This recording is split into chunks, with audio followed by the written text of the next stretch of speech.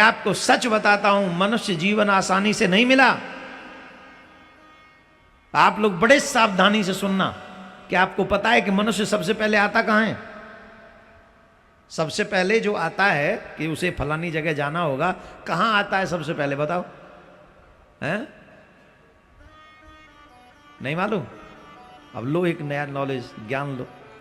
सबसे पहले अन्न पे गिरता है व्यक्ति, वहां से ऊपर से अन्न पे गिरता है, जिसे मनुष्य बनना हो। कहां गिरता है? जोर से बोलो। अन्न पे। और अन्न कहां जाता है सबसे पहले? कहां जी? ये तो बहुत बाद की क्रिया है, पेट में।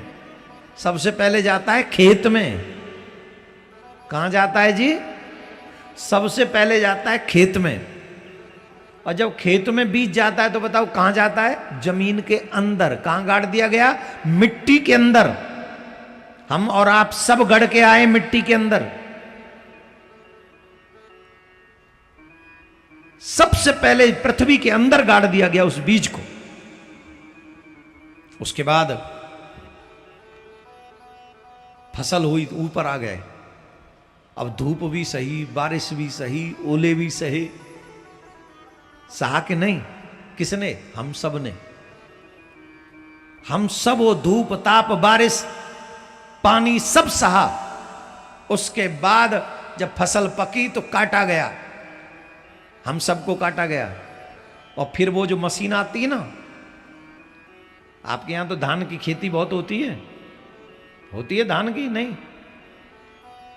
एक मशीन आती है ना, उसमें अंदर डाल दिए जाते हैं तो भूसा भूसा अलग और अनाज अनाज अलग। उसी मशीन में अपना हाथ डाल के देखो, डाल पाओगे? नहीं ना। क्यों नहीं डाल पाओगे? काट देगी हाथ को। हम सबको काट दिया गया। जो हमारी जड़ें थीं वो अलग कर दी गई भूस के रूप में, और हमारे अनाज को अलग डाल दिया गया, हमको अलग डाल दिया गया। फिर किसान आया, बोरी में भरा और घर में पटक दिया। कितने दिन बोरी में पड़े रहे। उसके बाद में फिर माता जी को आई दया और उन्होंने बोरी का मुंह खोला, और बोरी का मुंह खोलकर अनाज निकाला और सूप में लिया और यूं फटकने लगी, फिर ऐसे उछालने लगी हमें। ये हो गया। उस क्रिया के बाद में फिर माता जी ने हाथ में चाकी ले ली, अनाज लिया और चाकी के बीच में डाल दिया और पीसने लगी। हम सब पिसे, अनाज के दाने से आटा बन गए हम। ध्यान से सुनना, यही क्रम है हमारा, ये ही क्रम है। हम आटा बन गए, आटा बन गए। फिर माता जी ले आई आटे को, फिर माता जी ने आटे को गूंथा, पानी मिलाया। गूंथने को क्या कहते हैं यहाँ छत्तीसगढ़िया में? है सानना। है, आटा सान दिया। और फिर उसमें डुक मारने को क्या बोलते हैं? ऐसे ऐसे जो मारती है माताएं, वो भी सानना। ये कैसे सानना? सानना तो उसको कहते पानी मिला दिया, सन गया वो। गोदना, गूंदना। हाँ गूंदा। और गूंदा भी माता जी ने बड़े अच्छे से यूं यूं करके यूं यूं पूरी ताकत लगा देती हैं। और फिर जब मड़ के तैयार हो गया तो फिर एक लोई सी बना ली, यूं लड्डू सा काट लिया और फिर यूं यूं यूं मार दे, दनादन हाथ मारे। फिर यार हाथ नहीं मारे तो बेलन पे बिछा लिया का चक्रा पे, और फिर बेलन घुमाया। आप लोगों को जानने को पता होगा कि नहीं मुझे नहीं पता, कारागार में बेलन भी घुमाते हैं सजा के रूप में मनुष्य के ऊपर। जेल में बेलन चढ़ा दो, बेलन। गए हो कभी? नहीं नहीं, जो गया उससे अनुभव लेना। हमारे गांव में से एक गया था, उसने बताया था तो हमें तब से पता है। बेलन चढ़ तो माता जी तो हर रोटी पे बेलन चढ़ाती हैं, हर रोटी को सजा देती हैं। अच्छा इतना ही नहीं, फिर तवे पे चढ़ा दिया, गरम तवे पे। उंगली टिका के देख गरम तवे पे, पता चल जाएगा। हम सब तप के आए वहां, फिर डायरेक्ट आग में झोंक दिया। किसको? रोटी को। रोटी नहीं है, वो जीव है, वो हम सब हैं। हम भोग चुके हैं, कई लोग अभी भी भोग रहे हैं। फिर रोटी को तपाया, सिकाया, फिर घी डाला, फिर पतिदेव प्राणनाथ को दे दिया। प्राणनाथ बैठ गए थाली के पास और फिर उसी रोटी का टूक लिया, फिर दांतों से चबाने लगे। दर्द समझ में अभी नहीं आएगा उस रोटी का, लेकिन कभी जब तुम्हारी उंगली दांतों तले आ जाए तो तुम्हें दर्द एहसास होगा कि ये दर्द कई गुना ज्यादा हम भोग के आए, हम भोग के आए ये दर्द कई गुना ज्यादा। पिताजी ने फिर चबाया, जम के चबाया। और आयुर्वेदाचार्य लोग कहते हैं जितना चबा के खाओगे उतना ही ज्यादा पचेगा।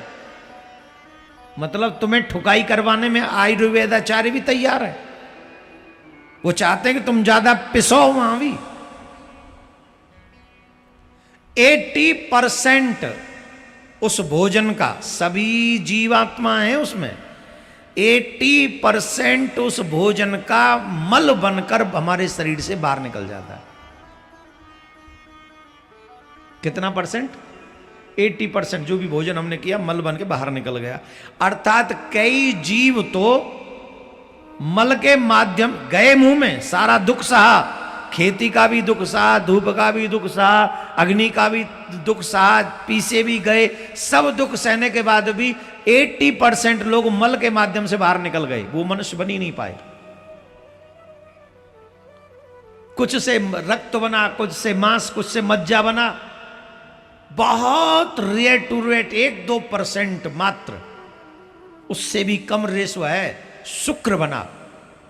और वो शुक्र जब स्त्री का स्पर्श हुआ तो वो स्त्री मतलब मां के गर्भ में पहुंचा, और वहां भी एक शुक्राणु नहीं पहुंचा, लाखों शुक्राणु जीवात्माएं उसमें पहुंचे, जिसमें से सब मर गए, एक बचे।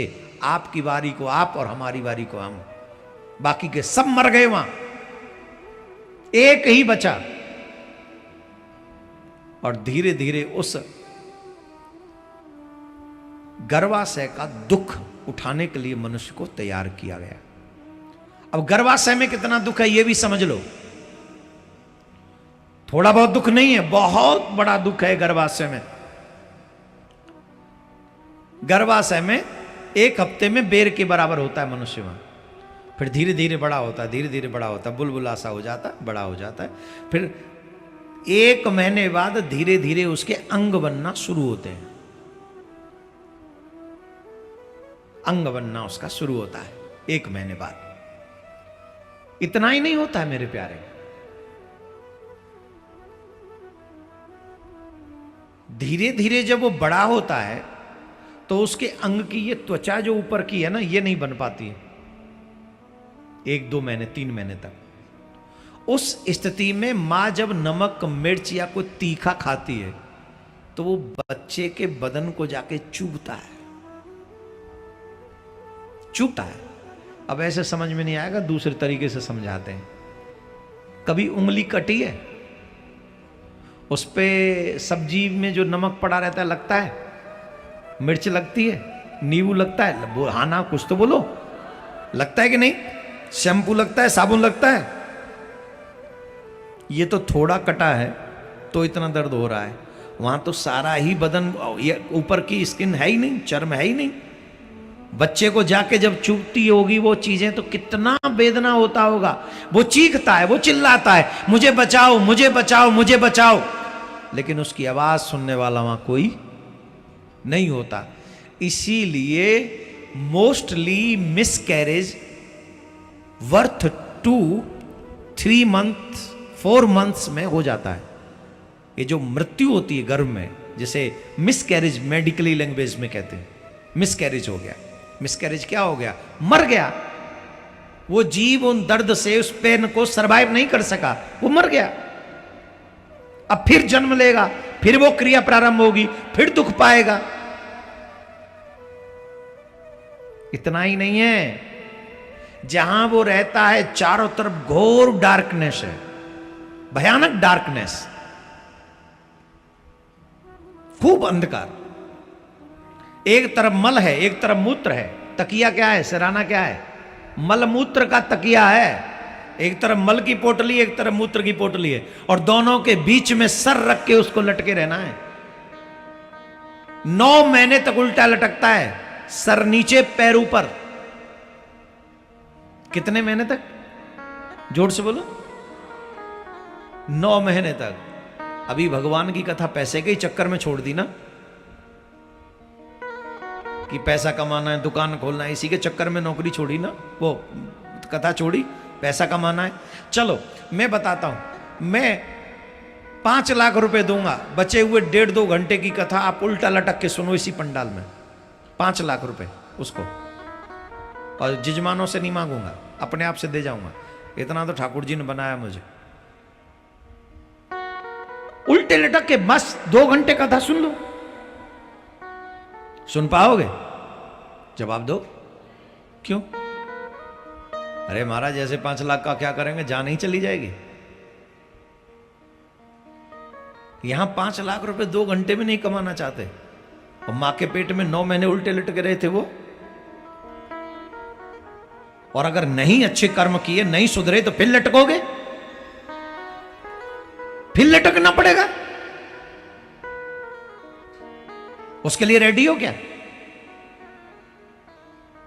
मेरे प्यारे, ये कथा मां के पेट में उल्टे लटकने से बचाने का काम करती है। यही कथा, ये कथा, ये कथा वो ज्ञान देती है जिससे तुम्हें उल्टा न लटकना पड़े। कभी कभी गंदा वो मलमूत्र भी बच्चे के मुंह में चला जाता है। डॉक्टर लोग कहते हैं डर्टी वाटर उसके मुंह में चला गया। What is the meaning of dirty water? वहां कोई गटर का पानी जा रहा है क्या? वही मां का मलमूत्र है जो बच्चे के मुंह में चला गया। छोटे छोटे कीटाणु रहते हैं, उसे नोचते रहते हैं, उसकी सॉफ्ट स्किन होती है, वो कुछ कह नहीं पाता है, उसकी कोई सुन नहीं पाता है, वो चीखता है मुझे बचाओ, मुझे बचाओ, मुझे बचाओ, उसकी कोई सुनने वाला नहीं। तब उसे अंत में प्रारब्ध के अनुसार गर्भ में उसे अपने पिछले जन्म याद रहते हैं, और तब वो भगवान से दोनों हाथ जोड़ के प्रार्थना करता है, हे प्रभु इस समय इस दुख से मेरी आपके सिवा कोई रक्षा नहीं कर सकता। हे नाथ, आप ही हैं जो मुझे इस दुख से मुक्ति दिला सकते हैं। आपके सिवा यहां मेरा हितैषी वेलविशर कोई नहीं है। अब आप कृपा करेंगे तो मैं बच जाऊंगा। आप मेरे ऊपर कृपा कीजिए, मुझे इस नरक से बाहर निकालिए, मुझे इस नरक से बाहर निकालिए। भगवान कहते हैं हम तुम्हें इस नरक से निकाल भी देंगे तो हमारा क्या लाभ है, हमारा क्या प्रॉफिट है? बोले प्रभु मैं इस लायक नहीं, पर आप मेरे ऊपर कृपा कीजिए, मैं आपको क्या दे सकता हूं? बोले नहीं नहीं तुम दे सकते हो। बोले क्या? जब मैं तुम्हें मनुष्य, ध्यान से सुनिएगा प्लीज, एक बार और थोड़ा सा सावधान हो जाइए, एक बार और 2 मिनट के लिए। भगवान बोले तुम मुझे जो दे सकते हो कोई और नहीं देगा, तुम्हारे लिए तुम ही दोगे। क्या प्रभु आप आज्ञा करें। बोले जब मैं तुम्हें मनुष्य बनाकर भेजूं तो पृथ्वी पर जाकर ऐसा कर्म करके आना जिसके कारण तुम्हें पुनः पुनरपि जन्म पुनरपि मरणम पुनरपि जननी जठरे शयनम, बार बार जन्म और मरण, बार बार जन्म और मरण, बार बार जन्म और मरण। अगर मनुष्य बन के जा रहे हो तो इससे मुक्ति पानी है, ऐसी संकल्प लेके जाओ, ऐसी प्रतिज्ञा करके आओ कि अब जब तुम मनुष्य बन के आओगे तो तुम्हें दोबारा मरना नहीं है, एक बार मरोगे बस, फिर न मरना पड़े ऐसा कर्म करके आओगे, फिर न इस गर्भ में आना पड़े ऐसा कर्म करके आओगे। मनुष्य कहता है सरकार मैं प्रण करता हूं कि अब की बार आप मुझे मनुष्य बनाकर भेजो, मैं अब कभी भी संसार में दोबारा जन्म न लेके आऊं, ऐसा कर्म करूंगा। पर प्रभु एक और प्रार्थना आपसे है। बोले क्या? मैं जैसे ही संसार में जाऊंगा मैं सब भूल जाऊंगा कि मैंने गर्भ में क्या प्रण किया है। आपसे भी मेरा एक प्रार्थना है, जब मैं भूल जाऊं तो आप मुझे याद दिला देना। भगवान ने कहा हम याद दिला देंगे, हम तुम्हें याद दिला देंगे। बोल ठीक। अब सच बताओ भगवान ने याद दिलाया कि नहीं? जवाब दो। क्या तुमने दोबारा जन्म न हो इसके लिए कोई काम किया? हमारी मुक्ति इसी जन्म में हो जाए ऐसा कोई प्रयास किया? कुछ तो बोलो, हाँ या ना। जैसे सब जी रहे हैं वैसे हम भी जी रहे हैं, जैसे सब मर जाएंगे वैसे हम भी मर जाएंगे, जैसे सब लोग परिवार पाल रहे हैं हम भी पाल रहे हैं। परिवार पालना गलत नहीं है, जीना गलत नहीं है, लेकिन बिना उद्देश्य के जीना ये बहुत गलत है। उस मनुष्य को कभी सफलता नहीं मिलती जिस मनुष्य का कोई उद्देश्य ना हो। सबसे ज्यादा जरूरी है कि मनुष्य को उद्देश्य पता हो। आपको क्या लगता है यही दुख है? यही दुख नहीं है। जन्म के समय कितना दुख होता है? एक बात बताएं, मनुष्य को तो याद नहीं रहता जन्म के समय का दुख, पर माता बहनों को तो पता है, जिनकी नॉर्मल डिलीवरी हुई हो कभी, उन्हें मालूम है कि मृत्यु किसको कहते हैं। दो ही समय सबसे भयानक कष्ट होता है, एक जन्म के समय और एक मृत्यु के समय। जिसका जन्म हुआ उसे वो दर्द याद नहीं है, क्योंकि वो छोटा था और जैसे ही माया की हवा लगी वो भूल गया, लेकिन ये दर्द माताओं को याद रहता है। और जितना दर्द मां को होता है उतना ही दर्द उस बच्चे को होता है। हड्डियों में दर्द पहुंचता है, इतना दर्द होता है। सिर्फ नसों में और शरीर में दर्द नहीं होता। वो बच्चे को जन्म देते समय मां की हड्डियों में दर्द होता है। उस समय मां कसम खा लेती है कि भगवान अब की बार बचा ले, जीवन में दोबारा कभी मां नहीं बनूंगी, ऐसी कसम खाती है मां।